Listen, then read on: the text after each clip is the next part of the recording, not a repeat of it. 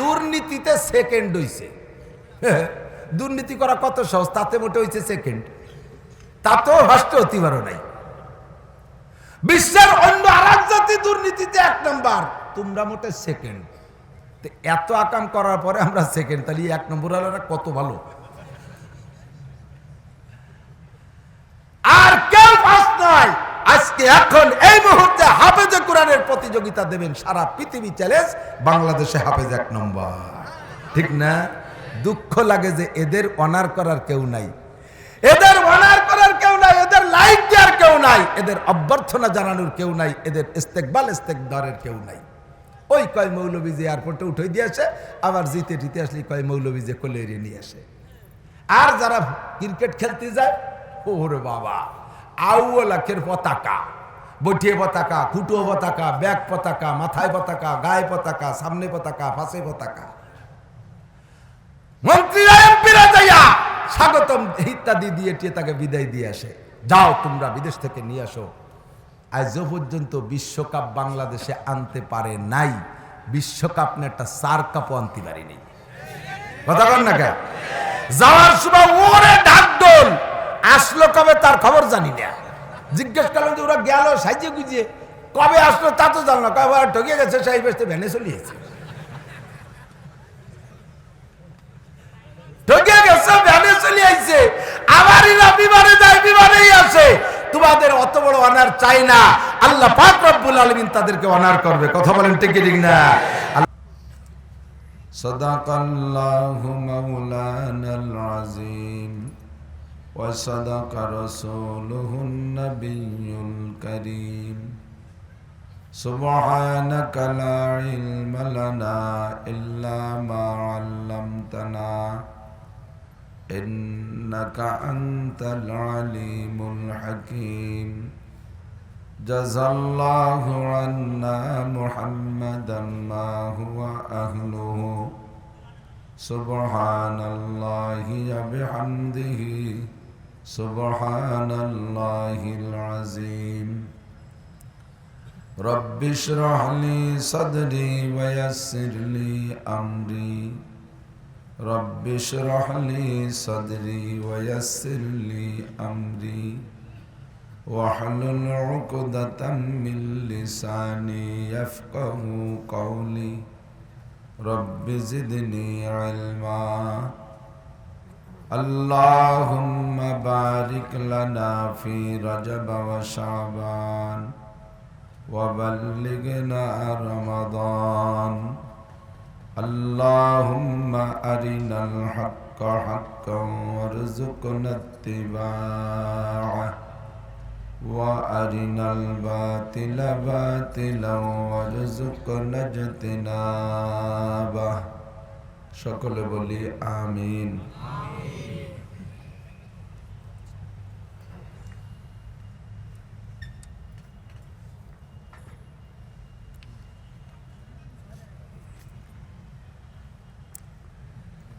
আমরা একটু দুরূদ শরীফ পড়ি নেই। আল্লাহুম্মা সাল্লি আলা মুহাম্মাদিন ওয়া আলা আলি মুহাম্মাদ কামা সাল্লাইতা আলা ইব্রাহিম ওয়া আলা আলি ইব্রাহিম ইন্নাকা হামিদুম মাজিদ।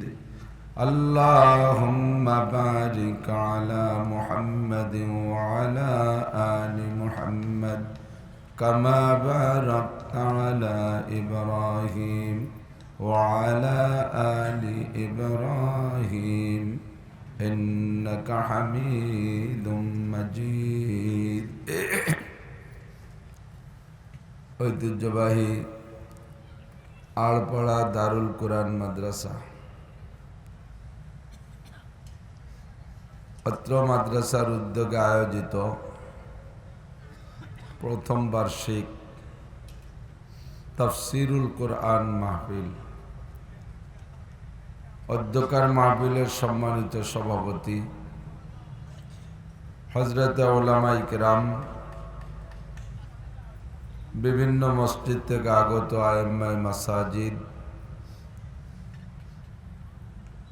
নতুন প্রতিষ্ঠিত মাদ্রাসার আজিজ আমতোলাবা, প্রাণপ্রিয় দেশবাসী, পর্দার আড়ালে বসে থাকা মা ও বোনেরা,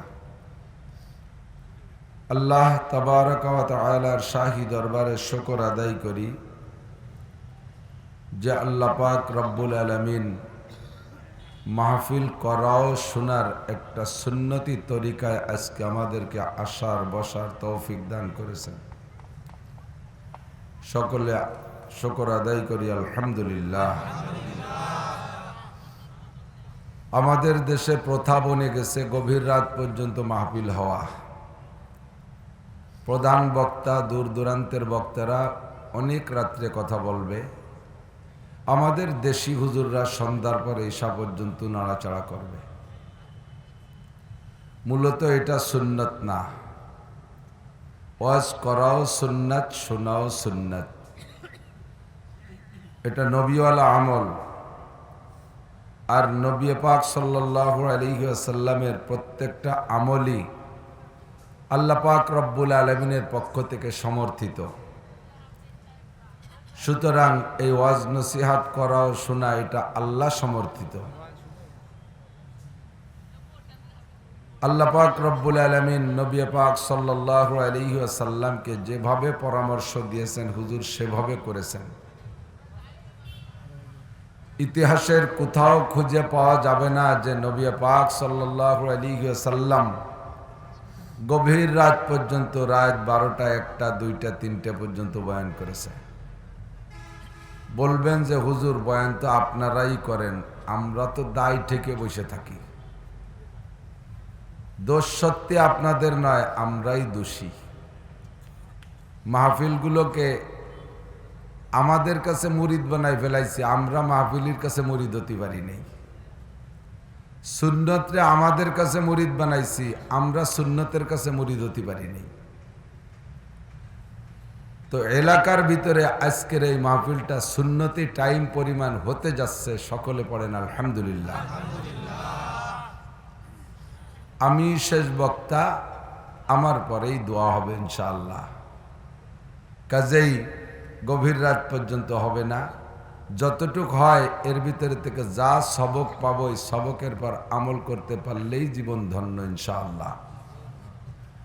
শুনি অনেক, বুঝি অনেক, মানি, বিশ্বাস করি, আমলে আনি না। এটা বড় মুশকিল। কথা বলেন। আমার ওয়াজ ইউটিউবে যারা শুনে থাকেন, সব ওয়াজগুলো যদি শোনেন, আমার বিশ্বাস ব্যক্তি জীবনে একজন মানুষের জন্ম থেকে মরণ পর্যন্ত যা দরকার ইসলামী তরিকায় সব আছে। আমি সাবজেক্ট ওয়ারি ভাগ করে করে বিভিন্ন জায়গায় বিভিন্ন রকম বলেছি, সবই ইউটিউবাররা কালেকশন করে আপনাদের কাছে পৌঁছে দিয়েছে। কিন্তু দুঃখের বিষয় হলো শুনতে ভালো লাগে শুনি, আমল করতে কষ্ট লাগে করি না। তবে আমি বলে দিক, প্রত্যেকটা নেকির কাজ করা সহজ, গুনার কাজ করা কঠিন। কথা বলেন। নেকির কাজের মধ্যে, ইবাদতের মধ্যে আরাম আছে, আর ইবাদত ছেড়ে দেওয়ার মধ্যে ব্যারাম আছে। আমরা যারা এখানে টুপি পরে আসছি, মোটামুটি তো শীত আছে, আজকে শীত তো নেই তা না। টুপি মাথায় পড়লে কমপক্ষে মাথার দিক দিয়ে মাথায় ঠান্ডা লাগে না, একটা আরাম। আর টুপি পরলে, টুপি মাথায় থাকাকালে অন্যায় করতে একটু দ্বিধাবোধ হয় কিনা? যদি গালাগালি করাই লাগে একান্ত, তাহলে টুপি খুলেই করে, টুপি মাথায় চাকরি করে না। তাহলে টুপিতে আপনার জবানকে কন্ট্রোল করে, টুপি মাথায় থাকলে আপনার হাত কন্ট্রোল থাকে, টুপি মাথায় থাকলে চোখ কন্ট্রোল থাকে, টুপি মাথায় থাকলে আপনার শীত কন্ট্রোল থাকে, শীতের হাত থেকে বাঁচা যায়। এতবার টুপি রস করলাম, কিন্তু টুপি বড়াইয়া মোটে মাহফিলে আনতে পারলাম না। বাড়ি কি তোষকের তলে একটা টুপিও নাই, এমনি তো সচরাচর লাগে না। শুক্রবারে যে টুপিটা লাগে সে টুপিটা নিয়ে টুপি রাখার কোনো আলনা নাই। টুপি তো ছোট পোশাক, আলনার পর থুলি বাতাসে পড়ে যায়। টেবিলের পর নিয়ে রাখে, ফ্যানের বাতাসে ফু দিয়ে উড়ে ফেলে, চলে যায় ভাতের হাড়ির কাছে, মহিলারা ধরে তোষকের তলে তুলে দেয়। তো এই তোষকের তলে টুয়াইও কিন্তু টুপি পাওয়া গেল না। প্রত্যেক মজলিসের আদর্শ আলাদা। গানের মাহফিলে যাইতে টুপি লাগে না, বরঞ্চ টুপি পরার অভ্যাস থাকলে তা খুলে যাচ্ছে। সিনেমা হলে যাওয়ার সময় পাগড়ি লাগে না, পাগড়ি পরার অভ্যাস থাকলে তা খুলে যাচ্ছে। সিনেমা হলে যাইতে লাগলে বড় যুব্ব লাগে না, অভ্যাস থাকলে তা পাল্টাইয়া অন্য কিছু ভরিয়ে যাচ্ছে। গাজির গান, গুণযাত্রা, সার্কাস, জারি যাত্রা, যত গান আছে কোনো গানে টুপি লাগে না। কতক্ষণ? কিন্তু আপনারা এখানে যারা আসছেন আপনাদের নাম হলো হিজবুল্লাহ। বলেন কি নাম? হিজবুল্লাহ মানে আল্লাহর সৈনিক। আর সৈনিক হলে সৈনিকদের একটা ইউনিফর্ম আছে। সৈনিকদের, সেনাবাহিনীর বা যত সৈনিক আছে প্রত্যেক সৈনিকের ডিপার্টমেন্টাল পোশাক আছে। পুলিশের এক পোশাক, আনসার ব্যাটালিয়নের আর এক পোশাক, বিডিআরের আর এক পোশাক, আর্মির আলাদা পোশাক, নৌবাহিনীর আলাদা পোশাক, বিমান বাহিনীর আলাদা পোশাক আছে না নাই? চাকরি চলাকালে সৈনিক থাকা অবস্থায় যদি ইউনিফর্ম কমপ্লিট করে না যায়, যার যার জাতীয় ডিপার্টমেন্টাল পোশাক না পরে যদি অন্য পোশাক পরে প্যারেডে যায়, তারে নবে বলবে যে তুই ইউনিফর্ম বুঝিস নে, তোর মাথা খারাপ হয়ে গেছে, তোরে পাবনা পাঠাতে হবে, মেন্টাল হাসপাতাল পাগলাগারদে পাঠাতে হবে।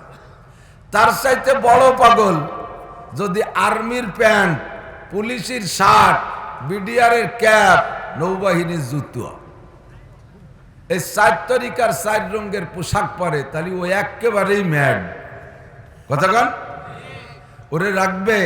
ও যত যুক্তি যে বুঝে যে স্যার আমি 4 তরিকার খিলাফতি পাইছি, আর্মির খিলাফতিও পাইছি, বিডিআর পুলিশেরও পাইছি, নৌবাহিনীরও পাইছি, কোনো যুক্তিতে কাম হবে না। ওরে পিঠ মুড়াই দিয়ে, গুগু মুড়াই দিয়ে বান্ধিয়া, গুগু মুড়া বোঝেন তো, পিঠ মুড়াই দিয়ে ডেনা পেশাই দিয়ে না বলে গুগু মুড়া কয়। ওরে পিঠ মুড়াই দিয়ে, গুগু মুড়াই দিয়ে বান্ধিয়ে পাবনায় পাঠাবে। তুই পাগল হয়ে গেছিস, তুই ইউনিফর্ম বুঝিস না, তুই সৈনিক হওয়ার যোগ্য না। কতক্ষণ? তামাশা না খালি দোস্ত, বুঝার বিষয়।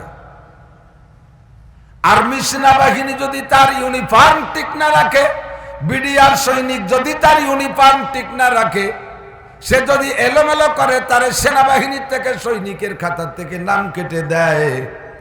তোমার নাম হিজবুল্লাহ, তোমার নাম আল্লাহর সৈনিক, তোমারও একটা ইউনিফর্ম আছে। তুমি ওই ইউনিফর্ম কমপ্লিট না করলে তোমার নামটাও সৈনিক থেকে কাইটা যায়। নবী পাক বলেন অমুসলমানরা পাগড়ি পরে না? জানেন না আপনারা? আমি জানাই দেই, ভারতের ভিতরে এক জাতি আছে, তারা শিখ। এই শিখরা শরীরের কোন লোমজম, পশম, চুল, দাড়ি কিচ্ছু কাটে না।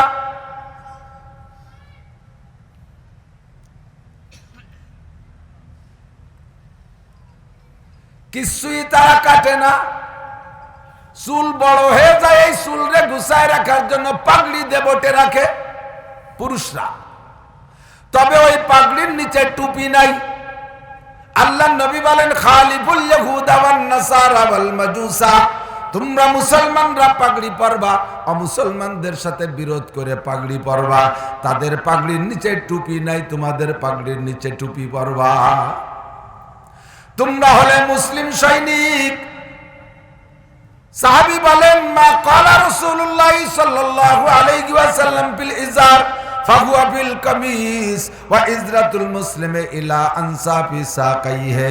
আল্লাহর নবী বলেন, সাহাবী বলেন আল্লাহর নবী জামা সম্পর্কে কতটুক লম্বা হবে, জামার ঝুল কতটুক হবে তা বলেছেন কিভাবে? সাহাবী বলেন জামা সম্পর্কে হুজুর তাহা বলেছে, পাজামা সম্পর্কে যা বলেছে, পাজামা যতটুক ঝুল হবে জামা ততটুক ঝুল হবে। এবার পাজামা কতটুক ঝুল হবে বললেন ওয়া ইজরাতুল মুসলিমি ইলা আনসাফি সাকাইহি, মুসলমানদের পাজামা হবে নিসফ সাক, হাঁটু আর টাকনুর মাঝখান পর্যন্ত, হাঁটু আর টাকনুর মাঝখান পর্যন্ত মূল সুন্নাত। পাজামাও অতটুক ঝুল হবে, লুঙ্গি অতটুক ঝুল হবে, প্যান্ট পরলে অতটুক ঝুলাই পরবা, আর জামাও হবে অতটুক। এইটা হলো মুসলিম সেনাবাহিনীর পোশাক। আর মাথায় থাকবে টুপি, মাথায় থাকবে তোমার পাগড়ি। পাগড়ি অবিরাম যদি নাও পড়তে পারো, কমপক্ষে তোমার মাথায় একটা ক্যাপ থাকবে, ইংরেজিতে বলে ক্যাপ। অদস্তই ক্যাপ, আরবিতে বলা হয় কলানসুয়া, আরবিতে বলা হয় কুফিয়া। আমরা উর্দু ভাষায় বলি টুপি, আমরা বাংলায় ব্যবহার করি টুপি বইলা। এই টুপি হলো মুসলিম ইউনিফর্ম। আমার যুবকরা আমার দিক তাকাও, তুমি যদি একা একা কোনো জায়গায় থাকো, তাহলে তোমারে সালাম দেব না নমস্কার দেব বুঝা বড় কঠিন। মাথা দেখে বোঝা যায় না মুসলমানের মাথা, জামা দেখে বোঝা যায় না মুসলমানের বাচ্চা, প্যান্ট পাজামা দেখে বোঝা যায় না মুসলমানের বাচ্চা। মাহফিল শুনতে আসো, তাও যদি তোমার টের না পাওয়া যায়, তাহলে আমি ওয়াজ করব কোন দিক তাকাইয়া? আগামীতে ভবিষ্যতে যদি মাহফিল শুনতে আসেন, একটা টুপি নিয়ে কি আসা যাবে? মাথায় যাবে, পরা যাবে। যে কয়জনের মাথায় আছে সেই কয়জন জাকাচ্ছে, তারা তো আছে আইজু। যারা টুপি পরো নাই, আমার যুবক সোনা লক্ষ্মী, আগামীতে টুপি পরে আসবা।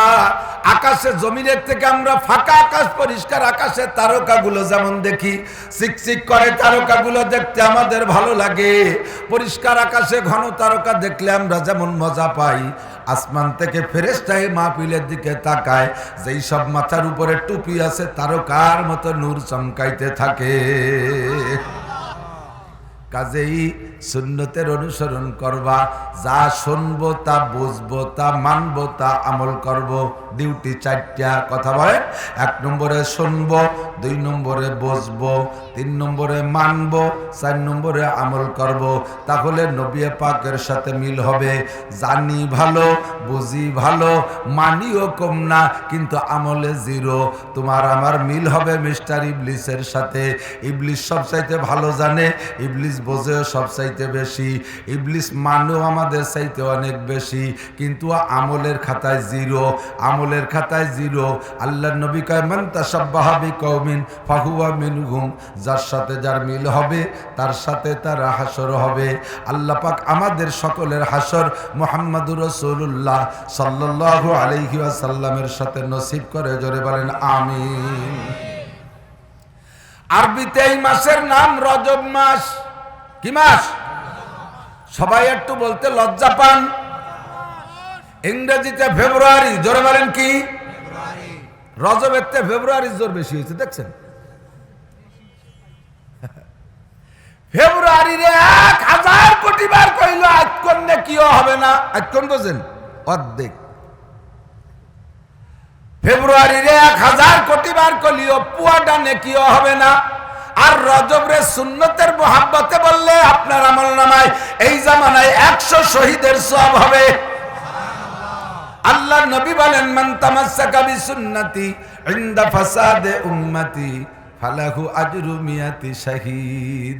যে সময় দুনিয়ার থেকে সুন্নতগুলো মিটে যাওয়ার সম্ভাবনা দেখা দিবে, ওই সময় সুন্নতকে জিন্দা করার উদ্দেশ্যে একটা সুন্নতের পর আমল করলে, উহুদ বদর খন্দকে গিয়ে যারা গলা কাটাই দিয়ে শাহাদত বরণ করেছে, এই রকম শহীদের 100 শহীদের সওয়াব তাকে দেওয়া হয়। ও যুবক, এখন দাড়ি রাখা বড় কঠিন। দাড়ি মিটাই দেওয়ার চেষ্টা চলতেছে। গত রাত্রে এক জায়গায় মাহফিল ছিল, আমার বয়স বা আমার চেয়ে একটু কম হবে বয়স, আরো 3 বছর 9 মাস আর্মির চাকরির বয়স থাকতে লোকটা চাকরি ছেড়ে দিয়ে চলে আসছে।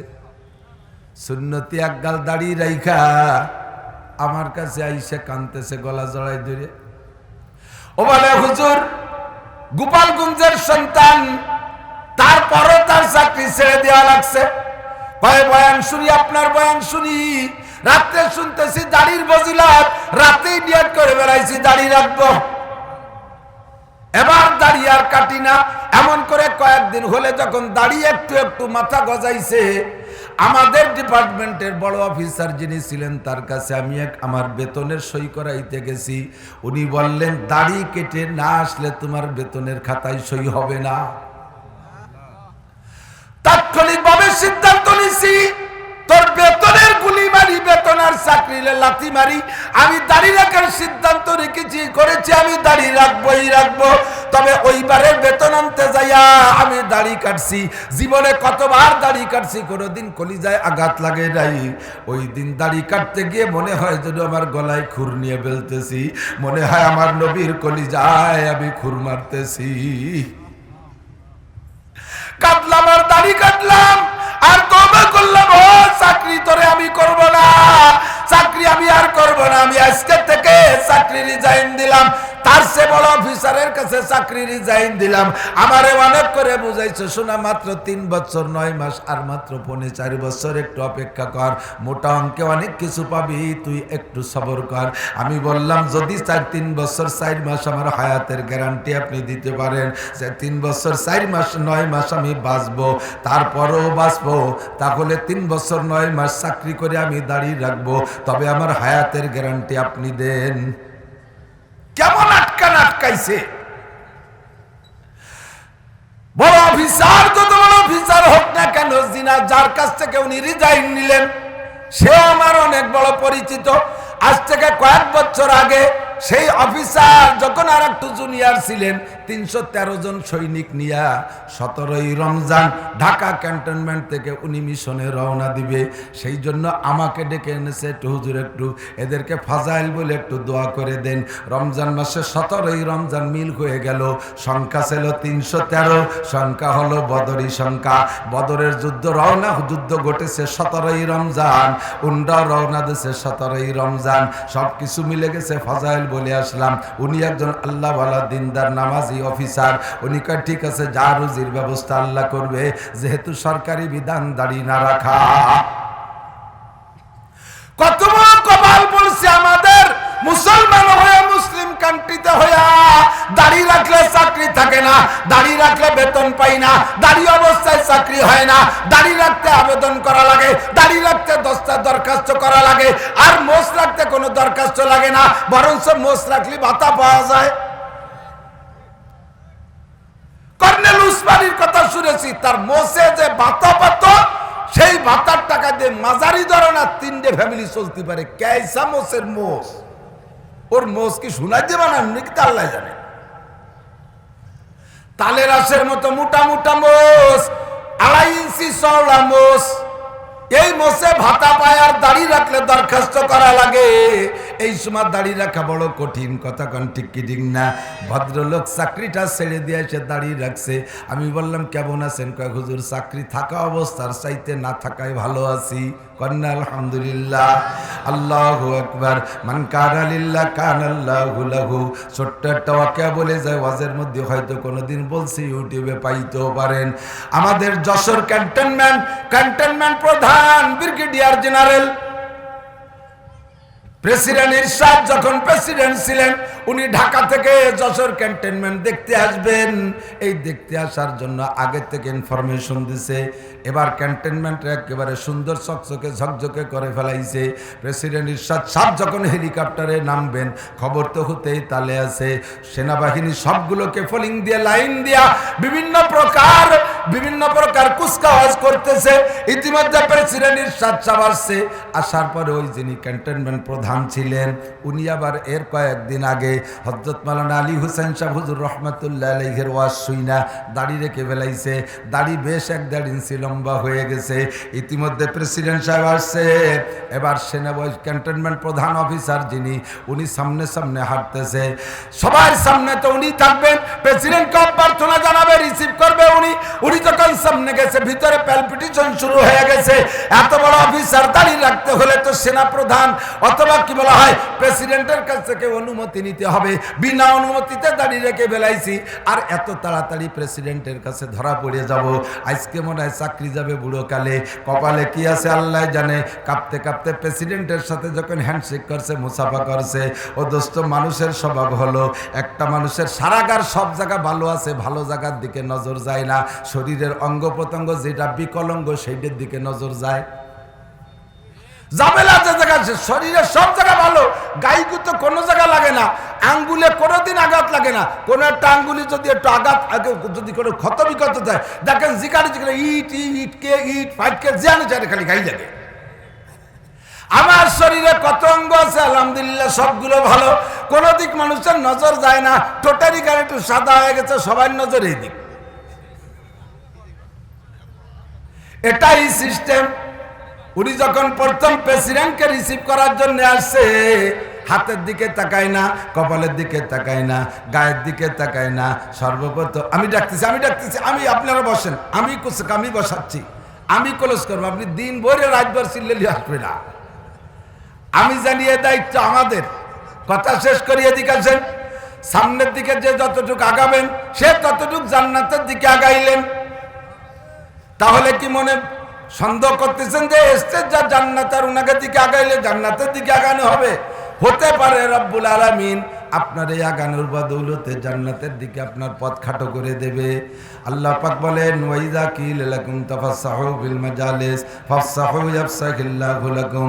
যখন তোমাদের বলা হবে সামনের দিকে আগায় বসে জায়গা দাও, তখন তাড়াতাড়ি জায়গা দাও, তাড়াতাড়ি জায়গা ছেড়ে দিয়ে আগায় বসো। লাভ হবে কি? আল্লাহ ইয়াফসাহিল্লাহু লাকুম, আমি আল্লাহ তোমার জান্নাতের মধ্যে জায়গা দিয়ে দেব। একটু ঘন ঘন করে বসবেন, লোক আসতেছে চতুর্দিক দিয়ে, প্যান্ডেলে ধরবে না ইনশাআল্লাহ। বলেন ইনশাআল্লাহ। লক্ষ্য করতেছেন কথা? সুন্নাতের ফজিলত আর বরকত জেনে নেন।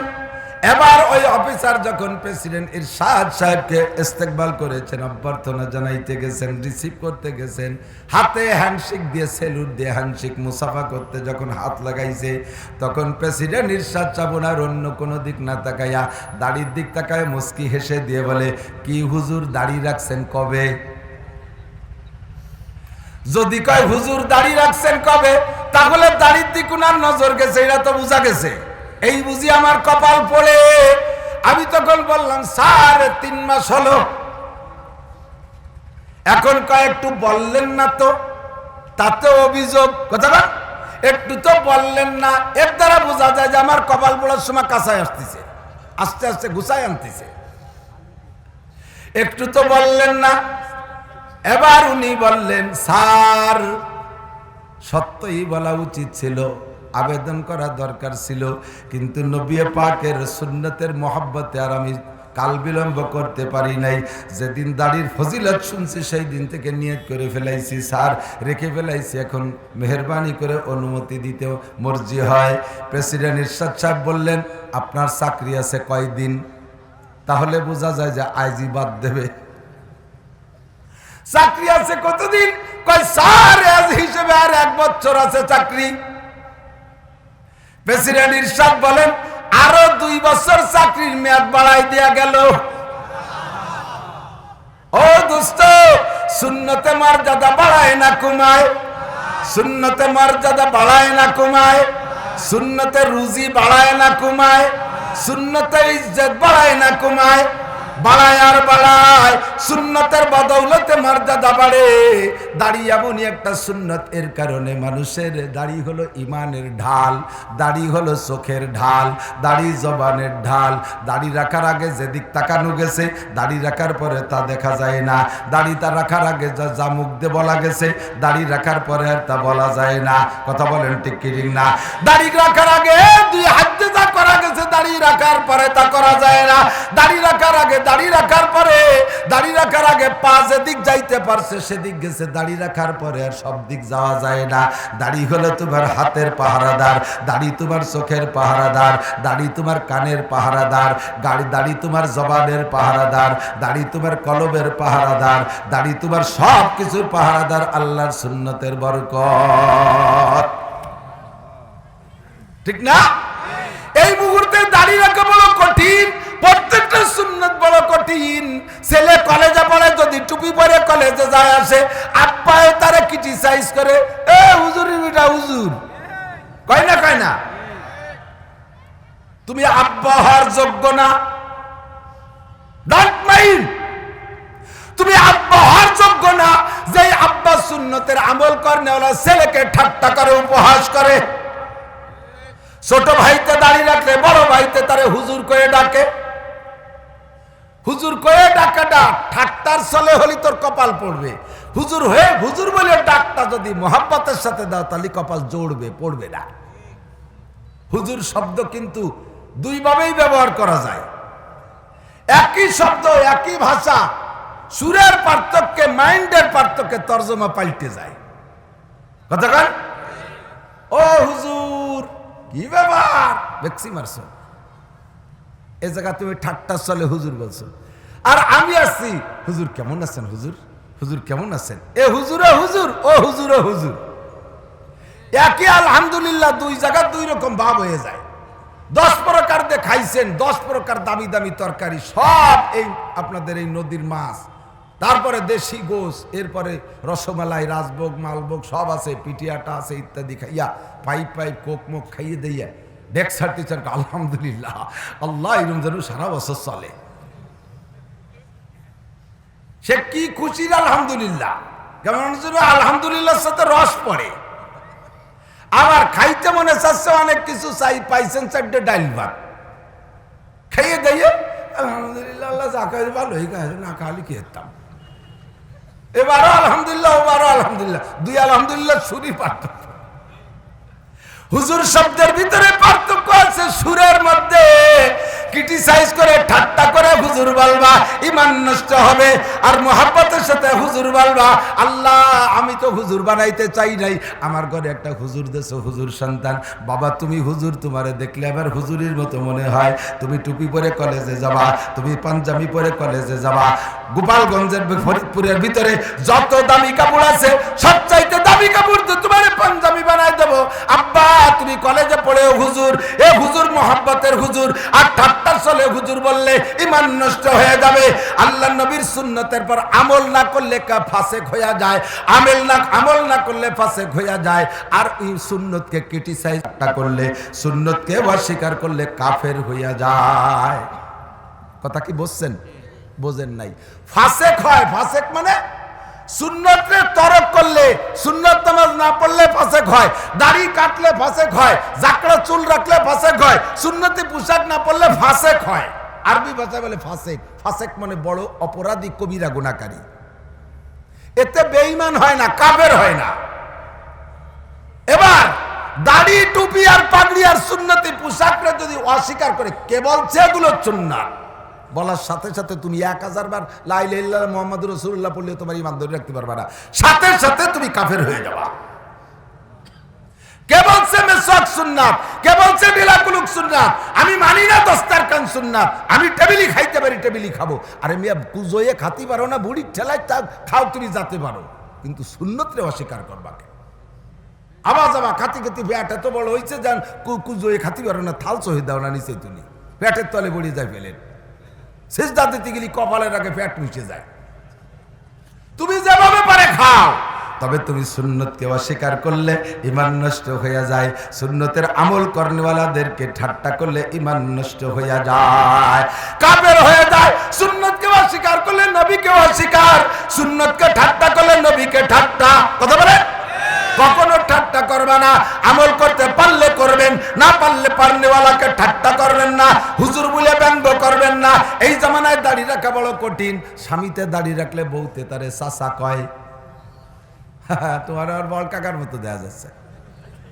স্বামীরে চেদ্রাই আইসে কয় কি তোমার আর বল কাকার মতো দেয়া যাচ্ছে। বলার সাথে সাথে ওই মহিলা কাফের হয়ে গেছে। এই স্বামীর সাথে তার আর ঘর সংসার করা জায়েজ নাই। ঘর সংসার করতে হলে তার বিবাহ নবায়ন করা লাগবে, বিবাহ নবায়ন করা লাগবে। আবার তওবা করে কলেমা পড়া 2 জন সাক্ষীর সামনে আবার হুজুর ডেকে তারে বিয়ে পড়াইতে হবে, নইলে ওই স্বামীর সাথে তার রাত কাটানো জায়েজ নাই। তার সাথে মিলন হলে জিনা হবে। ওই স্বামীর সাথে মিলন করে সন্তান গর্ভধারণ করলে তা হবে জারজ সন্তান।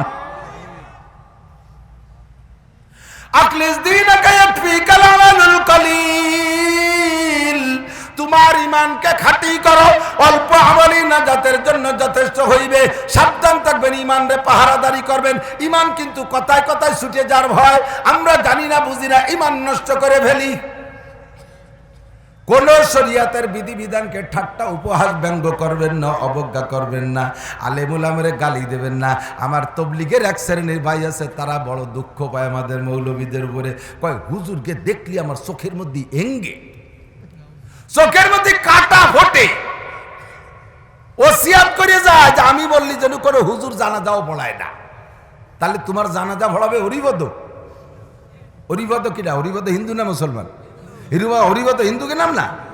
তোর জানাজা হুজুরি পড়াবে না, তোর গোষ্ঠীর একটা পড়াতে পারে না, তার যা হিন্দু পাড়া পাঠায় দে, তোর উলুধ্বনি দিয়ে পোড়াই দেবে। দুঃখের টেলায় কয় হুজুররা যদি ভেস্তে যায়, ও ভেস্তেই যাব না। আর হুজুররা তো ভেস্তে যাবে। আল্লাহ রসুল কইছে হাসরের মাঠে 3 শ্রেণী মানুষের সুপারিশ করবে, 3 শ্রেণী মানুষ সুপারিশ করবে। 1 নম্বরে আল আম্বিয়া, 2 নম্বরে আল উলামা, 3 নম্বরে আল শুহাদা। 1 নম্বরে নবীরা উম্মতকে সুপারিশ করে জান্নাতে নেবে। 2 নম্বরে উলামায়ে কিরাম, লক্ষ লক্ষ সাধারণ পাবলিক যাদের সাথে আলেমের মহব্বত ছিল। আপনারা যারা আলেমদেরকে ভালোবাসেন, যেই আলেমের সাথে যার ভালোবাসা, ওই আলেম তারে সুপারিশ করে জান্নাতে নেবে। 3 নম্বরে শহীদরা জান্নাতে নেবে। 3 নম্বরে শহীদরা জান্নাতে নেবে সুপারিশ কইরা। ও বন্ধুরে, উলামায়ে কিরাম তো যাইয়া সুপারিশ করে আরো মানুষে নেবে, সেই আলেমরা ভেস্তে তো যাবেই যাবে। এবার তারা গেলি যদি ভেস্তে তুই না যাস, তাহলে তোর জায়গা তুই ঠিক করে রাখ, কোন জায়গা যাবি। তুই আলাদা লজিং বানায় রাখ। মৌলবীরা জান্নাতে, যে জান্নাতের গেটে বিশাল বিশাল আহিয়ালা বাস নিয়ে বসে থাকবো, তোরে বাড়োই শোয়াই ফেলবো, খালি গেটে আসলি আয়। বলতে চাইছি, ফিতনার জামানায় সুন্নতের পর আমল করলে আল্লাহ বেশি খুশি হয়। কথা বলেন। আমার সোনা লক্ষ্মী যারা দাঁড়িয়ে আছেন, যদি বসার ব্যবস্থা থাকে বসেন। আপনি হযরত আব্বাস রাদিয়াল্লাহু তাআলা নূর সাথে জান্নাতে যাইতে পারবেন যদি বলার সাথে সাথে বসে পড়েন। হযরত আব্বাস রাদিয়াল্লাহু তাআলা বলার সাথে সাথে বসে পড়ছে, যে জায়গা ছিল সেই জায়গায় বসে পড়ছে। আপনি এই সুন্নতের পর আমল করেন, সাহাবীর সাথে মিল হবে তো আপনি আব্বাসের সাথে জান্নাতি হবেন। জোরে কোন সুবহানাল্লাহ। কাজেই যে কথাটা শুনবো, শোনার সাথে সাথে আমল করব। অনেকে আছে আশেপাশে দেয় যে আর কেউ বসতেছে নাকি, না বসলে আমি বসবো না।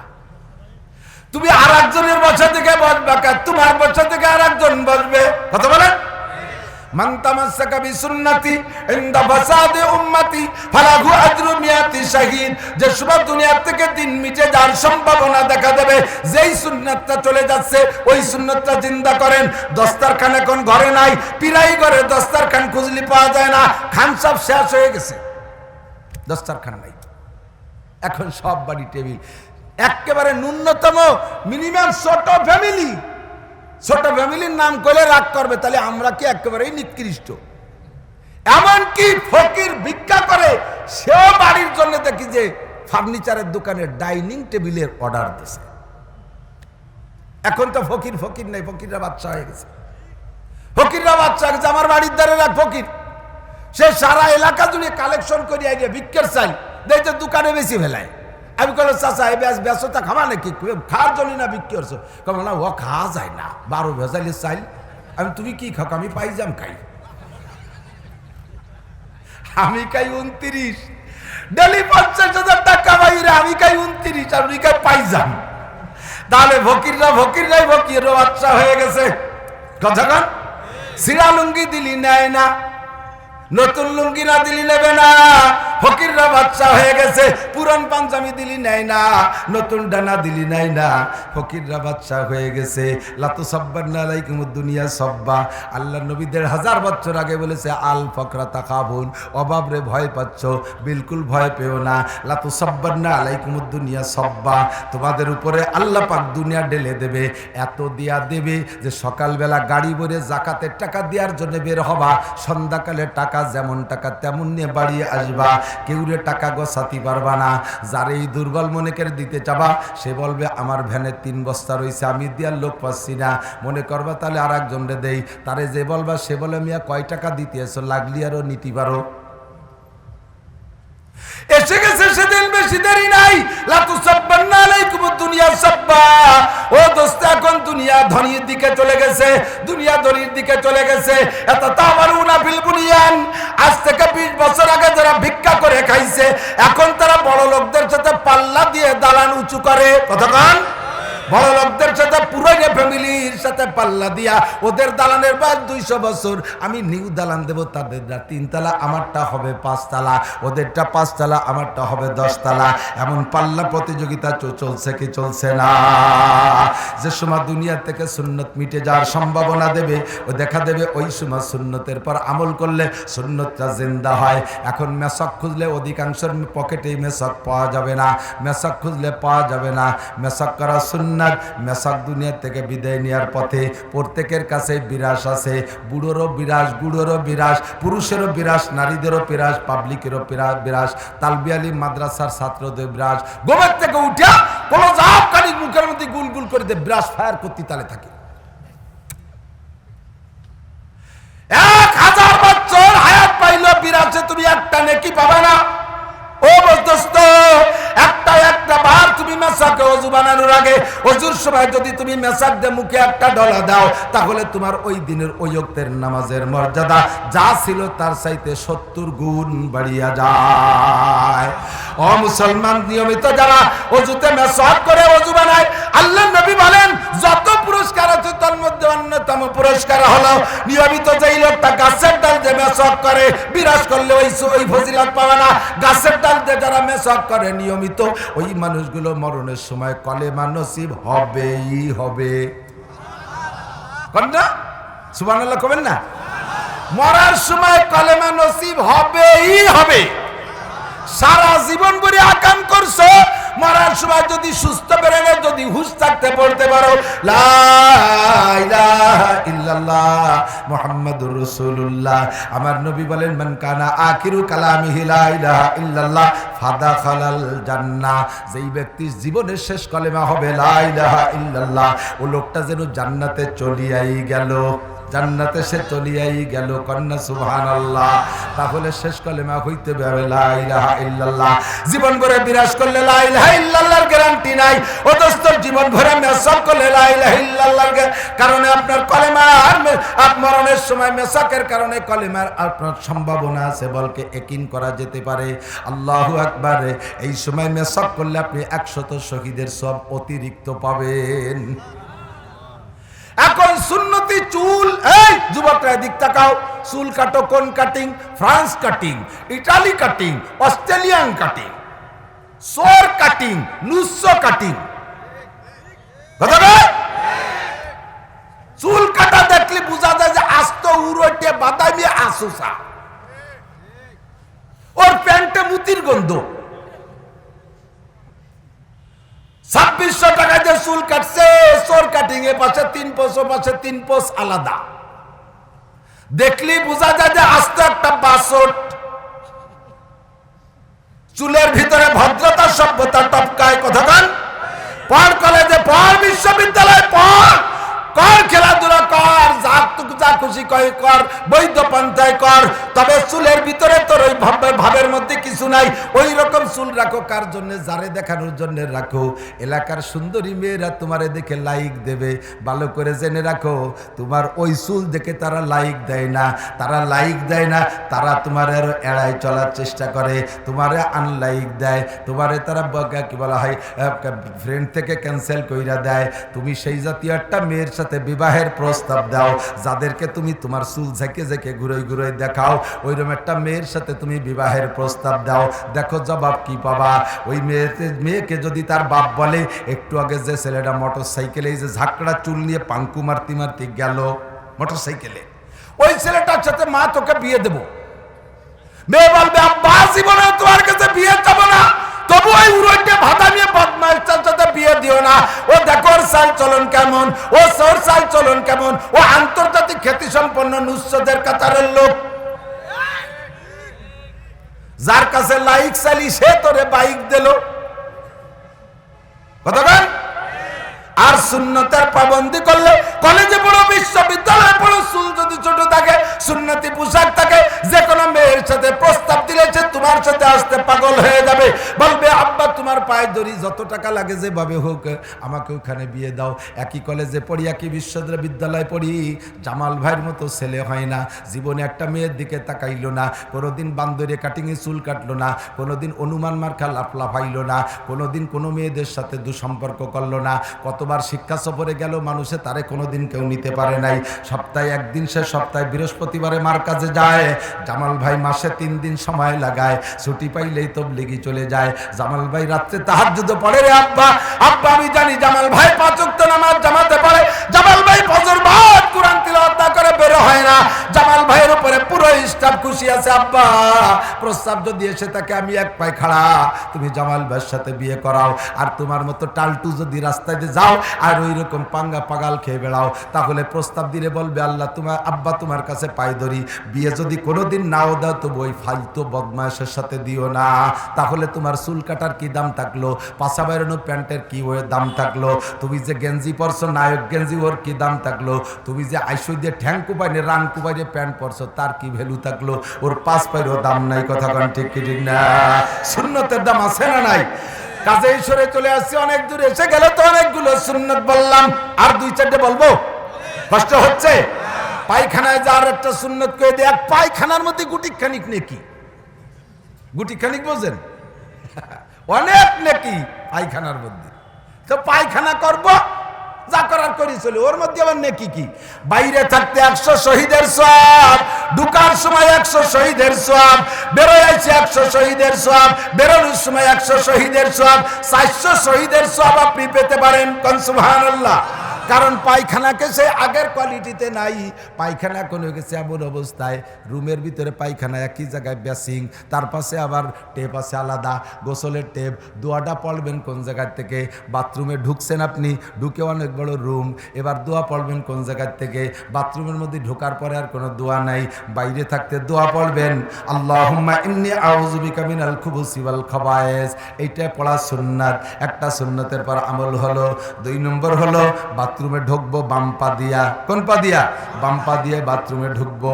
আর একটা সুন্নতের পর আমল হলো, ভিতরে ঢুইকে সুন্নাত বলে দেই, বাম পায়ের উপরে ভর দিয়ে বসা সুন্নাত, ডান পায়ের উপরে ভর দিয়ে না বসা, বাম পায়ের উপরে ভর দিয়ে বসা, বাম পায়ের উপরে ভর দিয়ে বসা সুন্নাত।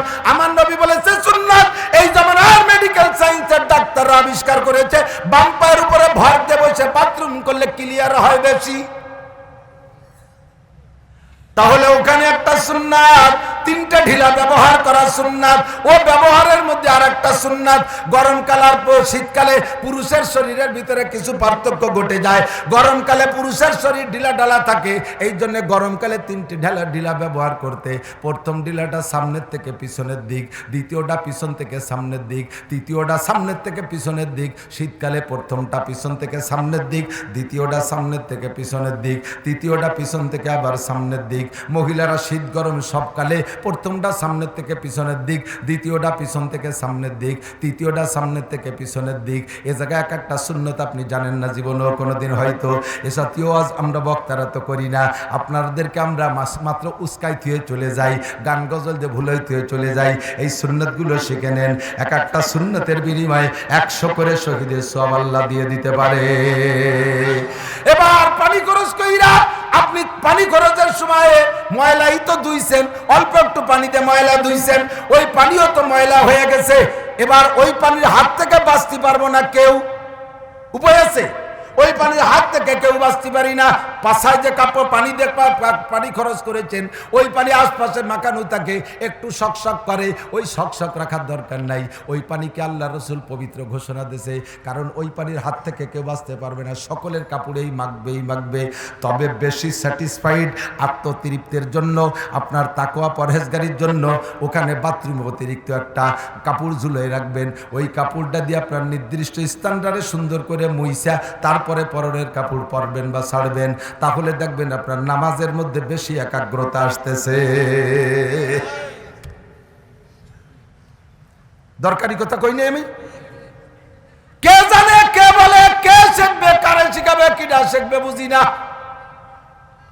ও দোস্ত, জরুরত শরীফ আর বাম পায়ে বের হবেন। আর একটা সুন্নাত, বাইরে এসে দোয়া পড়বেন গুফরানাকা আলহামদুলিল্লাহ ইল্লাযী আযহাবা আনিল আযা ওয়া আফানি। সকল প্রশংসা ওই আল্লাহ আর যে আল্লাহ যে আল্লাহ তাআলা আমাকে পরিত্রাণ দিয়েছে, ভিতরে ময়লা ছিল বের করে দিয়েছে, বের না হইলে কত কষ্ট হইতো, কষ্ট থেকে আমারে বাঁচাই দিয়েছে। জীবন ভরে খাবেন, খাবার সময় উস থাকে না, জন্মের গিলা গেছেন ও মিয়া 2 দিন পরে যদি ডেলিভারি না হয়, পিছন দিয়ে যদি বেরোয় না যায়, তারপরে কন্ত কেমন থাকে, পায়খানা যদি কষা হয়, ক্লিয়ার না হয়, তার চাইতে আর অশান্তি নাই। কথা বলুন ঠিক কি ঠিক না? পিপাসায় পানি পান করছেন, প্রচন্ড পিপাসা লাগছে, এই পিপাসা নিবারণের জন্য যদি ঠান্ডা পানি পান তাহলে তো খুশি লাগবেই লাগবে, খুশির শেষ নাই। এবার এই 1 গ্লাস পানি প্রচন্ড পিপাসার মধ্যে পান করে যে পরিমাণ খুশি হয়েছেন, তার চাইতে বেশি খুশি হবেন যদি 5 ঘন্টা পরে ওই পানিটা পেশাব হয়ে বের না হয়। এরপরে বের হয় না তো হয় না, 1 দিন হয় না, 2 দিন হয় না, তলপেটে ব্যথা শুরু হয়ে গেছে, চিল্লাপাল্লা শুরু হয়ে গেছে। এবার যদি হঠাৎ করে পেশাব বের হয়ে ক্লিয়ার হয়ে যায়, আমার মনে হয় পানি পান করে যে পরিমাণ খুশি হয়েছিলাম, পেশাব হয়ে যাওয়ার পরে তার চাইতে বেশি খুশি হব। ঠিক কি ঠিক না? পানি না পাইয়ে যে পরিমাণ কষ্ট পাইছি, পেশাব না হইলে তার চাইতে বেশি কষ্ট পাই। খাইয়ে যে পরিমাণ খুশি হয়, পায়খানা করতে পারে তার চাইতে বেশি খুশি। না খাইয়ে যে পরিমাণ কষ্ট পাই, পায়খানা না হলে তার চাইতে বেশি কষ্ট। কাজে আল্লাহ তাআলা আমাকে পায়খানার মাধ্যমে প্রশান্তি দান করেছে, এই ব্যাপারে শুকরিয়া পাবে কে? জোর হলো না? ডাক্তার আমারে পায়খানা করাইতে পারে না, বহুত ঔষধ খাওয়াইছে, লাস্টে অপারেশন করে বের করা লাগে। আর জন্মের পর থেকে নাই 70-80 বছর পর্যন্ত নিয়মিত পায়খানা করে যাচ্ছি, কোনো অসুবিধা হচ্ছে না। এই ব্যাপারে প্রশংসা আল্লাহ পাবে কি পাবে না? আলহামদুলিল্লাহিল্লাযী আযহাবা আন্নিল আযাবা আফানি, এইটার একটা দোয়া। তাহলে কতগুলো সুন্নত হলো খালি পায়খানার মধ্যে। ও দোস্ত, আর একটা কথা না বলে পারতেছি না, একান্ত জরুরি। সব দিন সব কথা আসে না, আসছে বলে যাই, কষ্ট হচ্ছে।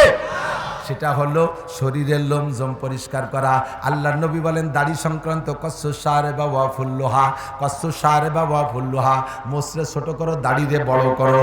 দাড়িরে কতটুক বড় করবা? কমপক্ষে মুঠের 1 মুঠ পরিমাণ, 4 মুঠে 1 হাত হয়। এইভাবে 1 মুঠ, 2 মুঠ, 3 মুঠ, 4 মুঠ, 4টে মুঠ, এরকম করে 4 মুঠে 1 হাত হয়। এই 1 হাতের 4 ভাগের 1 ভাগ লম্বা হতে দিতে হবে। এর আগে যদি কেউ দাড়ি কাটে আর ছাটে, সাইসে ফেলায় আর সাইটে ফেলায়, তাহলে ওই লোকের পিছনে নামাজ হবে না, ওই লোকটা ফাসেক। 1 মুঠের আগে যদি দাড়িরে খাটো করে ফেলে, ওই লোকটা ইমামতি করে, ওর পিছনে নামাজ হবে না। ও যদি আজান দেয়, আজান দেওয়া মাকরুহে তাহরিমি। এত বড় অপরাধ 1 মুঠের আগে দাড়ি ছাটা। দাড়িরে ছাটবা না, দাড়ি লম্বা হয়, তবে বেশি লম্বা হয়ে যদি জটা মোটা হওয়ার ভয় থাকে, 1 মুঠ পরিমাণ রেখে নিচে একটু কেটে ফেলাই দিতে পারো। হযরত আব্দুল্লাহ ইবনে ওমর বলেন, মুত্তাবে সুন্নাত আব্দুল্লাহ ইবনে ওমর রাদিয়াল্লাহু তাআলা আনহুমা, উনি বলেন, আমি নবী পাককে হজে যাওয়ার সময় এমন করে হুজুর নিজের মুঠ দাড়ি ধরছেন, আর নিচের এই টুকরা আমি কেটে দিছি। হুজুর আমাকে কাটতে বলছেন, একটুকু আমি কেটে দিছি। হুজুরের চুলের সুন্নাতে এই পরিমাণ আমাকে মাপ দেখাইছে, আমি সেই পরিমাণ খাটো করে কেটে দিয়েছি। এরপরে প্রত্যেক সপ্তাহে বগল পরিষ্কার করো। যে সমস্ত জায়গার লোম নবী পরিষ্কার করতে বলেছেন, ওই কয় জায়গার লোম বড় হয়ে গেলে পরিষ্কার না করলে গন্ধ হয়, আর জটা ধরে, ময়লা হয় আর গন্ধ হয়। আর যে কয় জায়গার লোম পরিষ্কার করতে হুজুর বলেন নাই, ওই কয় জায়গার লোম যত বড় হোক কোনোদিন ময়লা হয় না, আর কোনোদিন গন্ধ হয় না। শরীরে রানে কত লোম আছে, জীবনও কোনোদিন কেউ চাষি না, হচ্ছে বেশি বড়ও হয় না, আর গন্ধ হয় না, ময়লাও হয় না। মাথার চুল রাখি, ওর সে যত বড় রাখি, ওর ভিতরে আল্লাহর রহমতে ময়লাও হয় না, গন্ধ হয় না। তবে অতিরিক্ত পুরুষের মাথার চুল যদি মহিলাদের মতো লম্বা হয়ে যায়, ওই লোকটা ফাসেক, ওই লোকটা ফাসেক, ওরে সালাম কালাম দেওয়া যায় নাই। এই অতিরিক্ত ঢুকের ভিতরে গুনাহ ঢুইকা গেছে, ওর মধ্যে ময়লা হবে আর ওর ভিতরে জটা ধরবে। কতক্ষণ? এই জন্য পরিমাণ মতো, বাবরি হলে পরিমাণ মতো। এরপরে নবী বলেন, তোমরা বগল পরিষ্কার করো, তারপরে নাভির নিচের লোম পরিষ্কার করবা। পারলে সপ্তাহে, না পারলে 2 সপ্তাহে, না পারলে 3 সপ্তাহে, না পারলে 4 সপ্তাহে, সর্বোচ্চ 40 দিনের ভিতরে যদি পরিষ্কার না করো, তাহলে সেখানে যে ময়লা হবে, ওর ভিতরে অজু গোসলের পানি ক্লিয়ার ভাবে নাও পৌঁছতে পারে। তোমার অজু হবে না, গোসল হবে না, তোমার নামাজ পর্যন্ত হবে না। এরপরে নবী বলেন, তুমি নখ কাটো, নখ কাইটে ছোট রাখো, নখ ছোট রাখো। মরা নখ যখন লম্বা হয়ে যায়, বড় হয়ে যায়, তখন মাংসের সাথে চাপা পড়ে যায়, উপর দিয়ে ঢাকনার মতো হয়ে যায়। ওর ভিতরে অজুর পানি, গোসলের পানি স্বাভাবিকভাবে যায় না, খিলাল করে না ঢুকাইলে। আর অজুর সময়, গোসলের সময় কয়জন নখ খিলাল করি, নখ খিলাল করতে মনে থাকে না। ওই চাপা জায়গায় পানি পৌঁছানো ফরজ ছিল, সে জায়গায় আপনি পানি পৌঁছান নাই, আপনার অজু হয় নাই, গোসল হয় নাই, সিজদা দেওয়া হারাম, আপনার নামাজ পড়া জায়েজ নাই, নামাজ পড়লেও নামাজ হবে না।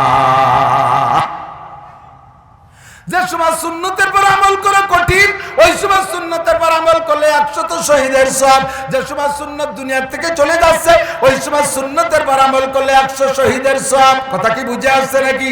যে কথার প্রেক্ষিতে আমি বলেছিলাম, এখন দুনিয়ার থেকে মুসলমানদের জবান থেকে আরবি মাসের নাম ভুলই দেওয়ার আন্দোলন চলতেছে।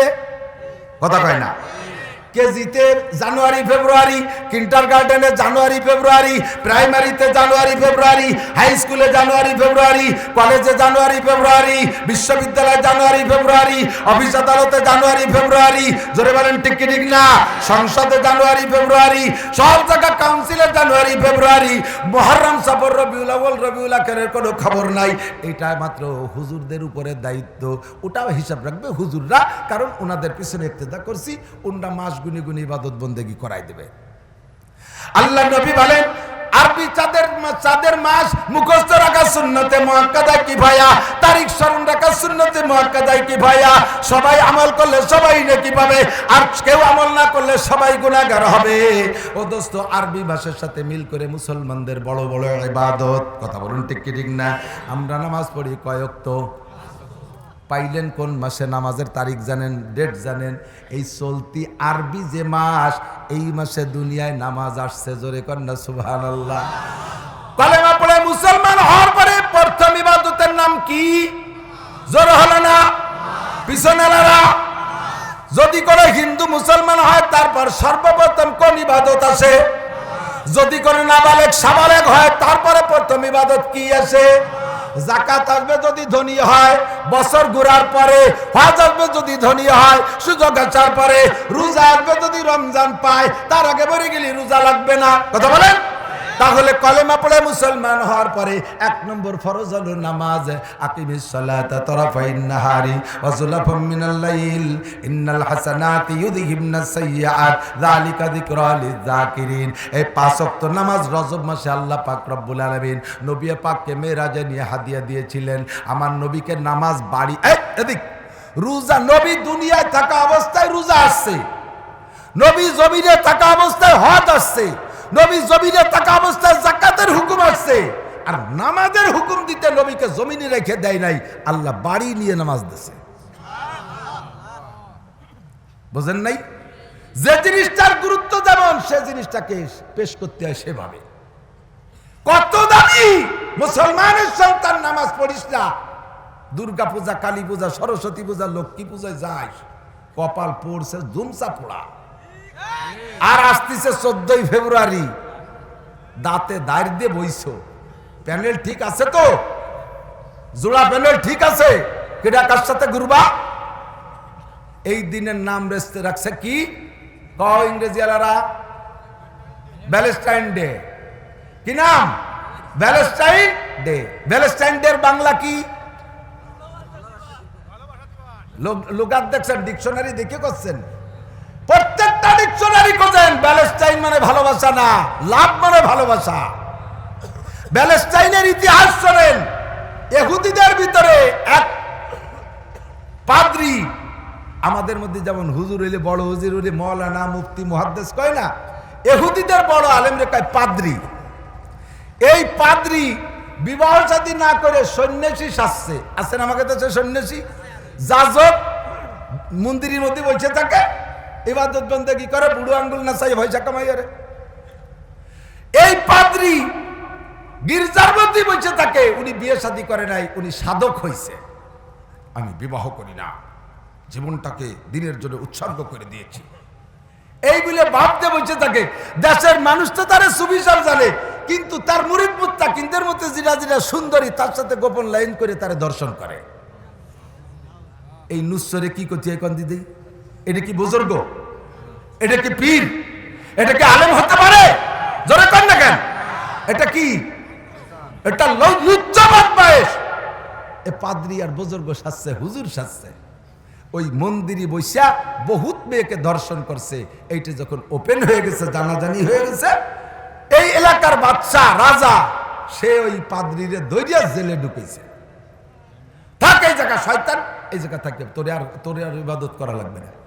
এখন ও জেলখানায় গেলে তো গেছে, কিন্তু ওর স্বভাবে তো জেলে দেয়নি, ওর স্বভাব ওপেন আছে। জেলখানার ভিতরে যত মেয়ে কয়েদি তো আছে, এর মধ্যে একটা অন্ধ কয়েদি মেয়েকে ওর মধ্যে যে দর্শন করে গেলেছে। সরকার কা ইয়ে শয়তান রে কি দিয়ে সোজা ভালো অতি বাটাইছি, সে জায়গা যাই আকাম করে, ওরে ফাঁসি দিয়ে দিতে কথা হবে না। হুজুর কথা থাকলে জরুরি কথা, একটু কথা কানে আসলে কথা আসে না, একবার লাইন কেটে গেলে আর গুছাতে পারবো না। ওই পাদ্রী রে ফাঁসি দে, সরকারি অর্ডারে ওই পাদ্রীর নাম ব্যালিস্টাইন, ওরে ফাঁসি দিয়েছে 14ই ফেব্রুয়ারি। ওর দলে যত লুচ্চ ছিল সমস্ত লুচ্চরা সেই থেকে তার মৃত্যু দিবস উপলক্ষে ভ্যালেন্টাইন ডে পালন করে 14ই ফেব্রুয়ারি। এতদিন বাংলাদেশে আসি নাই, আমরা ছোটবেলায় শুনি নাই, শুনছেন? ছোটবেলায় আমরা শুনি নাই। ইদানিং আস্তে আস্তে আস্তে বাইতে বাইতে আমাদের এ দেশালারা সেই দেশে যাইয়া আস্তে আস্তে সেই ভ্যালেন্টাইন ডে বাংলাদেশে নিয়ে আসছে। তাহলে এইটা ভালোবাসা দিবস নাকি লুচ্চবি দিবস? জোর হলো না, এটা লুচ্চ দিবস। আমার সুরক্ষী যুবক, যদি মুসলমানের বাচ্চা হয়ে থাকিস 14ই ফেব্রুয়ারিতে ভ্যালেন্টাইন ডে জীবনে পালন করব না, কথা বলে ঠিক? কারা কারা নারে তাকবীর? ভ্যালেন্টাইন ডে তে অন্যায় অত্যাচার করব, গুনার কাজে যাব, যুবতী মেয়েদেরকে নিয়ে রাস্তায় ঘুরবো, পার্কে পার্কে যাব। ভ্যালেন্টাইন ডে বলতে আমাদের অন্তর থেকে চিরতরে ধুয়ে সাফ করে দিলাম, বলেন আমিন। আল্লাহ হাতগুলোরে কাবার গায়ে পৌঁছাই দিও, নবীর হাতের সাথে মুসাফাই মিলাই দিও, তোমার হাতের খানা খাওয়াই দিও। মাশাআল্লাহ।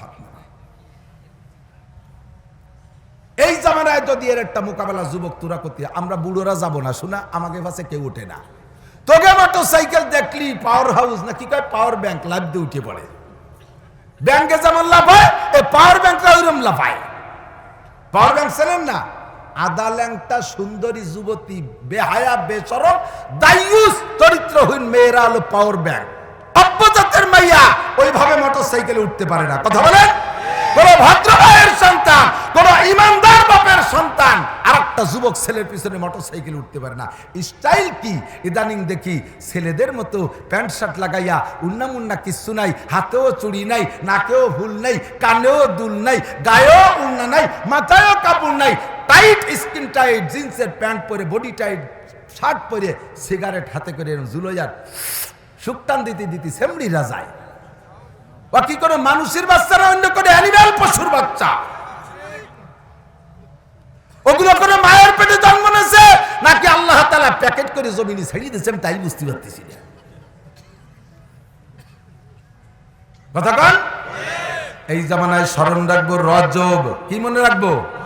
বলেন রজব, শাবান, রমজান, শাওয়াল, জিলকাদ, জিলহজ, মুহররম, সফর, রবিউল আউয়াল, রবিউল আখির, জমাদাল উলা, জমাদাল আখির, এরপরে আবার রজব। মুখস্থ করো, 100 শহীদের সওয়াব পাবা। তারিখ ঠিক রাখো, 100 শহীদের সওয়াব পাবা। চাঁদ ওঠার থেকে রমজানের আগ পর্যন্ত আমরা একটা দোয়া পড়বো, রেগুলার পারলে পড়বো, না পারলে কমপক্ষে আজ একবার মস্ক করে নেন। বিশাল মজমায় আল্লাহ তাআলা যদি কবুল করে ফেলে তাহলে বাম্পার ইনকাম। আল্লাহুম্মা বারিক লানা ফি রজবা ওয়া শাবান ওয়া বাল্লিগনা রমাদান। আল্লাহ রজব ও শাবানের বরকত আমাদেরকে দাও, বলেন আমিন। মেহেরবানি করে রমজান মাসে পৌঁছাই দিও। করোনা মরোনা অমিক্রণ থেকে হেফাজত করো। সকল প্রকার ভাইরাস আর মারাত্মক মরণ ব্যাধি থেকে রক্ষা করো। সুস্থতার সাথে এবারে রমজানটাও রোজা রাখার তৌফিক দান করো। 20 রাকাত তারাবিও পড়ার তৌফিক দাও। তারাবি কয় রাকাত? জোর হলো না? 8 রাকাত। 8 রাকাত, জোর হলো না? 8 রাকাত কেউ পড়তে চাইলে, পড়াইতে চাইলে আমার কাছে দিয়ে আসবা, পড়াই দেব তারে ইনশাআল্লাহ। বেশি ঝগড়া করবো না এখন। দুনিয়ার থেকে যেমন সুন্নত গুলোরে মিটাই দেওয়ার আক্রমণ চালাইতেছে, গোপন আক্রমণ, ওপেন আক্রমণ, কথা বলেন, গোপন আন্দোলন, ওপেন আন্দোলন, দুই ভাবে চেষ্টা চালাইতেছে। কোরআন ও কোরআনওয়ালারে দুনিয়ায় রাখবে না। মুসলমানের মগজ দুলাই করে অন্তরের মধ্যে ঢুকাইতেছে। সন্তানদেরকে কেজি, কিন্ডারগার্টেন, ইংলিশ মিডিয়ামে হাজার হাজার লক্ষ লক্ষ টাকা খরচ করে সে জায়গা পড়াইবে, মুসলমানের সন্তানদের কোরআন পড়াইতে চায় না। কথা কোন ঠিক না? ওরে এমন ভাবে শিডিউল করছে, সময় বন্টন করছে। সকালবেলা মক্তবে যাবে, সে মক্তবের টাইমটাও নাই। যে টাইমে মক্তবে যাবে সেই টাইমে প্রাইভেট মাস্টারের টাইম, যে টাইমে মক্তবে যাবে সেই টাইমে কেজির টাইম, যে টাইমে মক্তবে যাবে ওই টাইমে প্রাইমারির টাইম। এমন করে টাইম বন্টন করে বেলাইছে। বিকেলে আবার ছুটি দিতে এমন দেরি করে যাতে আইসে মক্তবের সময় না থাকে। এক কথায় কোরআন মোটে মুসলমানের ঘরে থাকতে দেবে না, মুসলমানের অন্তরে থাকতে দেবে না। আমার আল্লাহ পাক বলেন, যত চেষ্টা করিস ঠেকাইতে পারবি না। ইন্না নাহনু নাযালনা যিকরা ওয়া ইন্না লাহু লাহাফিজুন। এ কোরআন একা যাই নাই, কোরআন তোরা চাইও নিস নাই। কথা বলেন, কোরআনকে আমরা চাইয়ে আনছি, কোরআন কি একা আইছে? আল্লাহ কা ইন্না নাহনু নাযালনা যিকরা, এ কোরআন রে আমি পাঠাইছি, ওয়া ইন্না লাহু লাহাফিজুন, এর হেফাজত আমি করব, এর হেফাজত আমি করব। লিখিত আকারে যদি হেফাজত করি তাহলে সমস্ত লিখিত কোরআন শেষ করে নিয়ে পোড়াই ফেলাইতে পারিস, অন্যভাবে আর কোনো ভাবে নয়। আমি একমাত্র সুন্দর পদ্ধতি অবলম্বন করেছি, মুমিনের সিনার মধ্যে রাখবো লেখা কোরআন পোড়াবি, সিনার কোরআন পোড়াইতে পারবি না। দুনিয়ায় কোন একটা বই, ধর্মগ্রন্থ বলেন আর জেনারেল গ্রন্থ বলেন, এ টু জেড বিনা লুকমায় মুখস্থ শোনানোর মতো কোন হাফেজ নাই। ঠিক? কোরআনের হাফেজ আছে কয়জন? বর্তমান বিশ্বে 3.5 কোটি। খুশি হবেন না? বলেন আলহামদুলিল্লাহ।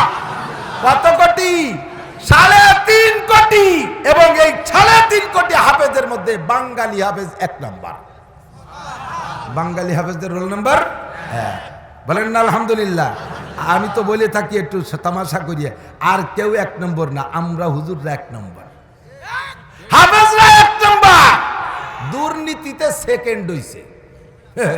দুর্নীতি করা কত সহজ, তাতে মোটে হইছে সেকেন্ড, তাতেও হস্ত হতে পারো নাই।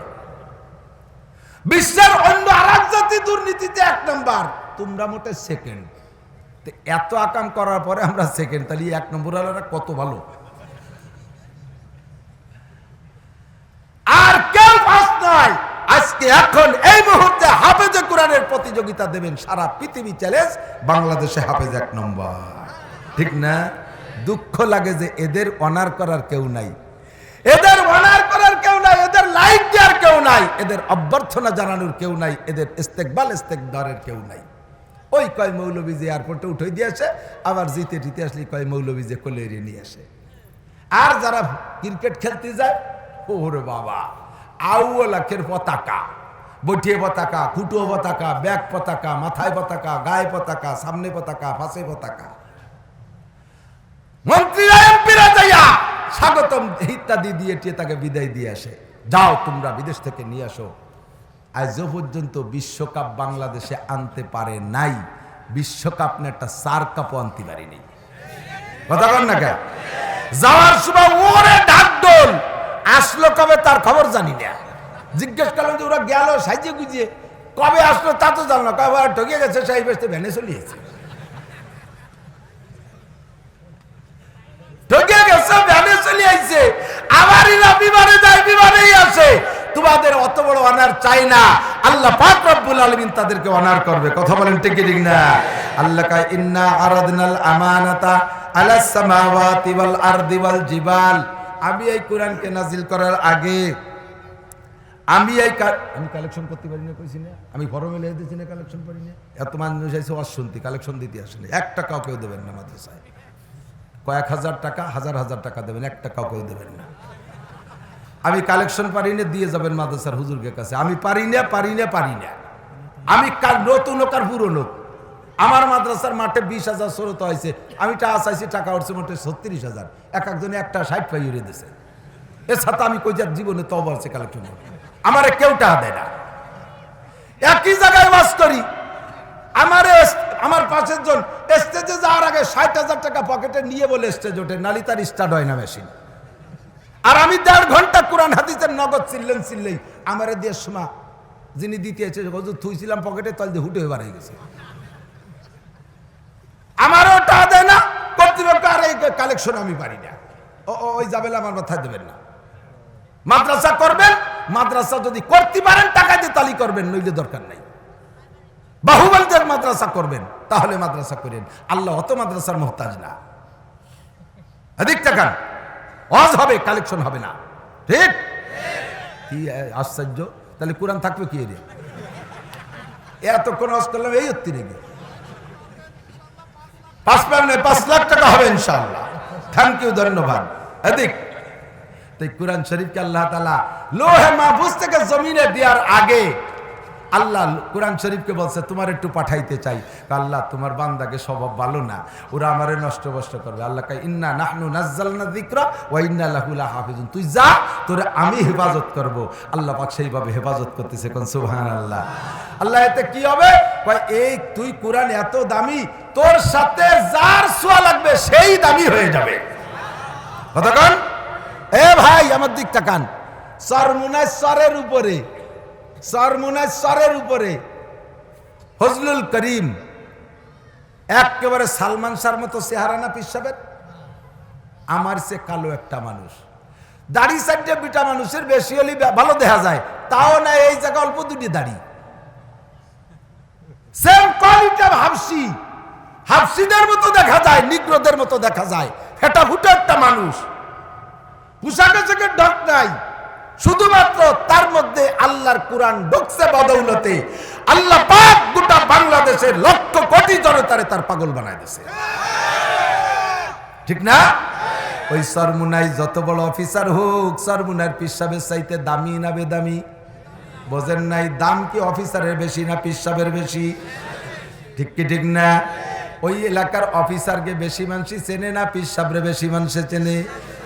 অনেক রে চেনে, তবে সব চেনার মধ্যে মর্যাদা নাই। আল্লাহরেও সবাই চেনে, শয়তানরেও সবাই চেনে। তাই যে হুজুর তালি চিনাচিনির দিক দিয়ে যদি মর্যাদা বেশি হয়, তাহলে মমতাজ 1 নম্বরে। মমতাজের নাম কয়ে কেউ কি কইছেন? মমতাজ বারাকাল্লাহু ফি হায়াতিহা, মমতাজ রহমাতুল্লাহ আলাইহা, এ কইছে কেউ? যা কবার তাই কয়। তোমরা যারা ভক্ত তারাও কোনোদিন মমতাজের জন্য মুনাজাতের মধ্যে দোয়ারও নাই। মমতাজের গান শোনো কিন্তু তারা দোয়া করো না। ঠিক কি ঠিক না? আমাদের অশুনে পক্ষে কথা বলো, ওলামায়ে কেরামের পক্ষে থাকো। ও যুবক শোনালো কি? আল্লাহর রহমতে আল্লাহর কোরআন যেমন ফজলুল করিম রে দামি বানাইছে, শামসুল্লাহ ফরিদপুরি রে দামি বানাইছে, মক্কা মদিনার 100 লক্ষ কাফের রে মডেল মানুষ বানাইছে। খুদনতে জুরা पर गैरू के हादी बन गए, क्या नजर थी ये क्या के खुदनते जूरा पर गैरू के हादी बन गए, क्या नजर थी जिसने मुर्दू को मसीहा कर दिया, शाहिद बज़ में आलम में एक निगाह नाज ने इश्क की इस अंजुमन मुश्किल को आसा कर दिया। আল্লাহু আকবার। যেই লোকটা ছিল গুমরাদের নেতা, খলিফাতুল মুসলিমিন ওমর সমস্ত পাগলদের নেতা ছিল, মাস্তানদের নেতা ছিল, গুন্ডাদের নেতা ছিল, ফাজিলদের নেতা ছিল, মাস্তানদের নেতা ছিল। কোরআনের ছোঁয়ায় আল্লাহ পাক রব্বুল আলামিন তারে কোটি কোটি মুমিনদের ইমাম বানাই দিছে। অন্য কোন মিডিয়া না, একমাত্র আল্লাহর কোরআনের ছোঁয়া। কথা বলেন ঠিক কি ঠিক না? আমার মতো নাসির গোপালগঞ্জে অভাব নাই, নামে নাসিরও আছে, আরো পদে আরো বহুত বড় বড় আছে, অফিসার আছে মোটা মোটা। গোপালগঞ্জে তো অফিসারে ভরা, পুলিশের অফিসার আছে, রাজনৈতিক বড় বড় নেতা আছে। চেনেন কেডা? কয়জন রে? আত্মীয়তার সূত্রে 2-1 জন চিনতে পারেন, বাকি সাধারণভাবে চেনা চিনির কেউ নাই। আল্লাহর রহমতে আমি আন্তরিকতার সাথে একেবারে গর্বের সাথে বলি, একমাত্র মাননীয় প্রধানমন্ত্রী জামানায় বঙ্গবন্ধুর কন্যা মাননীয় প্রধানমন্ত্রী শেখ হাসিনা ছাড়া বাকি আর যত মানুষ আছে গোপালগঞ্জে, তার মধ্যে আমি পরিচিত বেশি। আমারে বেশি মানুষ চেনে কি চেনে না? আমার কোনো সার্টিফিকেট নাই, আমার কোনো সনদ নাই, প্রাইমারির উপরে সার্টিফিকেট নাই। আমার মধ্যে আল্লাহর কোরআন ঢুকছে, আমার মতো বেঢঙ্গা মৌলবীকে আল্লাহ পাক সারা দুনিয়ায় ভাইরাল করে দিয়েছে, কোটি কোটি মানুষের কাছে ভালোবাসার পাত্র বানাই দিয়েছে। আমি বিশ্বাস করি কোরআন মানুষকে দামি বানায়। কথা কন ঠিক কি ঠিক না? এই কোরআন জাগার সাথে জোয়া লাগলে রাতের সাথে ছোঁয়া লাগছে 1000 মাসের চাইতে দামি। লাইলাতুল কদরে খায়রুম মিন আলফি শাহর, রমজান মাসের সাথে ছোঁয়া লাগছে শাহরু রমাদানাল্লাযী উনজিলা ফীহিল কুরআন, রমজান মাসে কোরআন নাজিল হয়েছে, রমজান মাসের সাথে ছোঁয়া লাগছে। রমজান মাসের দাম অন্য মাসের চাইতে 700 গুণ বেশি দামি। কথা বলেন ঠিক কি ঠিক না? এলাকায় স্কুলের মাস্টারদের ভিতরে যেই মাস্টার কোরআন পড়তে পারে, বেকুরাইনে মাস্টাররা কোনো বিপদে পড়লে তার কাছে যায় ঝাড়ফুঁকের জন্য, তারে আলাদা সম্মান করে। স্কুল কলেজের ছাত্র স্টুডেন্ট ছাত্রছাত্রী যারা দেখবা তোমাদের মধ্যে যে নামাজি আর কোরআন পড়নেওয়ালা, অন্য সবাই তাকে সম্মান শ্রদ্ধা ভালোবাসা বেশি দেয়। দেয় কি দেয় না? কথা বলেন দেয়।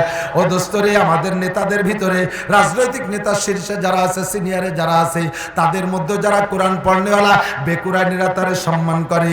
আল্লাহর কোরআন যার সাথে ছোঁয়া লাগে তারই দাম বাড়িয়া যায়। এই টেবিলের উপরে কোরআন থাকবে তো টেবিলের সাথে পা লাগানো যায় না। কোরআনের সম্মানে টেবিলের সম্মান হয়ে গেছে।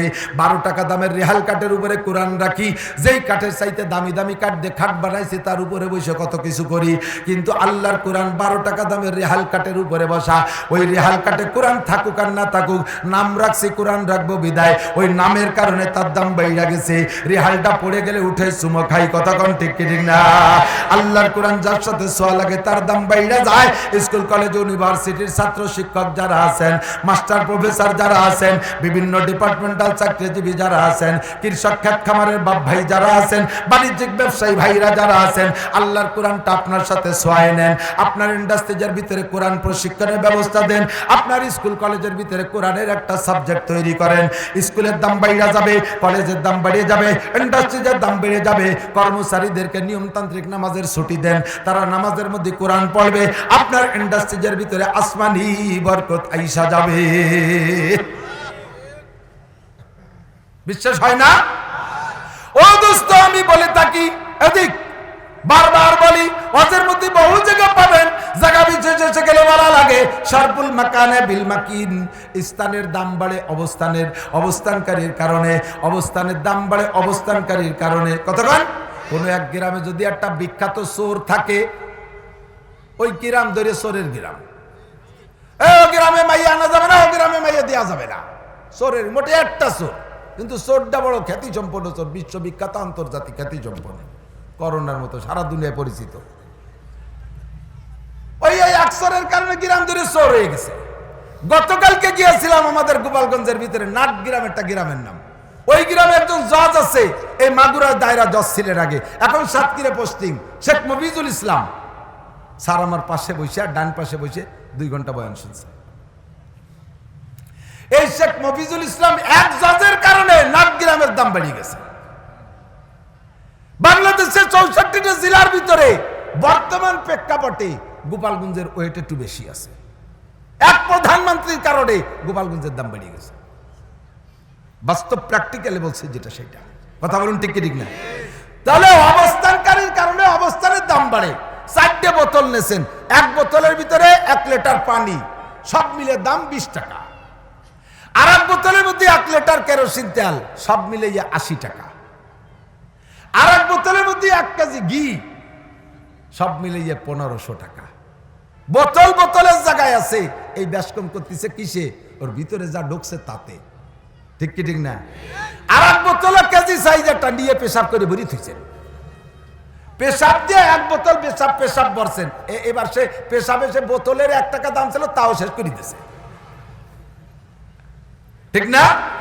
সাধারণ দুনিয়া আছে যাদের মধ্যে, তাদের বোতলে পানি আছে, দাম তার 20 টাকা। যাদের বোতলের ভিতরে জেনারেল IABM ঢুকাইছেন, তাদের বোতলের মধ্যে কেরোসিন তেল, দাম তার 80 টাকা। যাদের বোতলের মধ্যে আল্লাহর কোরআন আছে, ওইটার দাম 1500 টাকা। আর যার বোতলের মধ্যে ইমানও নাই, ইসলামও নাই, কোরআন নাই, অন্য ধর্ম আছে, ওর বোতলের নাম হলো 4 নম্বর বোতল। কথা না?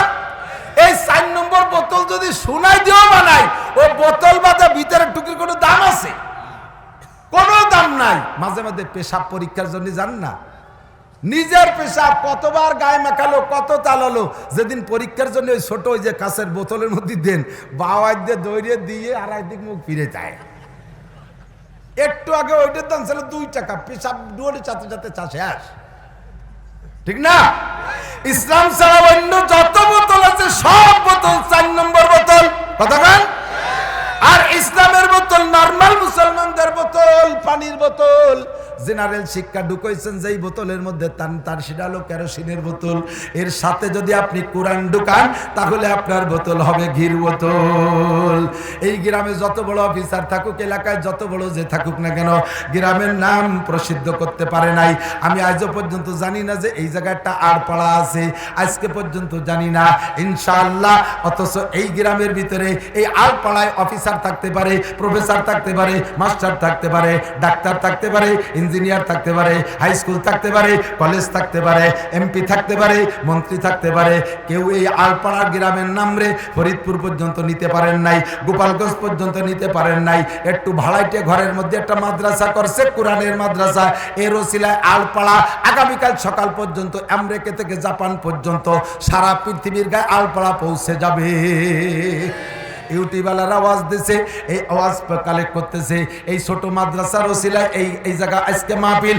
আর মাহফিলের মধ্যে আমি বারবার বলতেছি কামারখালী আলপাড়া, কামারখালী আলপাড়া। এই কামারখালী আলপাড়ায় কোরআনের সোয়ালাইগা ইউটিউবের মাধ্যমে পৃথিবীর সারা পৃথিবীতে পৌঁছে যাবে।